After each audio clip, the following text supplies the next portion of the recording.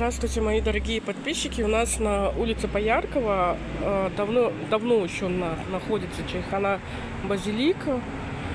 После ремонта долго вот ремонтировались и парковочную зону, и само и заведение, да, и получается сделали летнюю веранду. Мне открыли здесь обалденные супы. Что мне нравится, у них можно есть круглосуточно. Ну, не есть круглосуточно, а ходить. Вот что мне нравится узбекские заведения. К ним можно приходить в любое время. И на завтрак. Сегодня у меня такой обед. Я заказала суп мастава.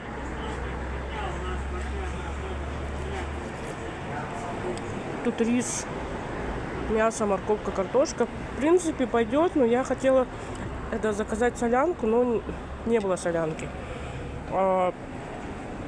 Салат и половину лепешки майонез, да. Ну и вот квас у меня есть еще. Обошелся в обед где-то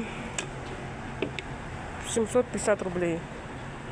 Ну, очень вкусно. Завтра я вам сниму обзор завтраков здесь. То есть, если в Travelers я завтракаю за 1500 рублей, то здесь можно за вот рублей 400 позавтракать. Хоть в 7, хоть в 6 утра. У них очень сытно.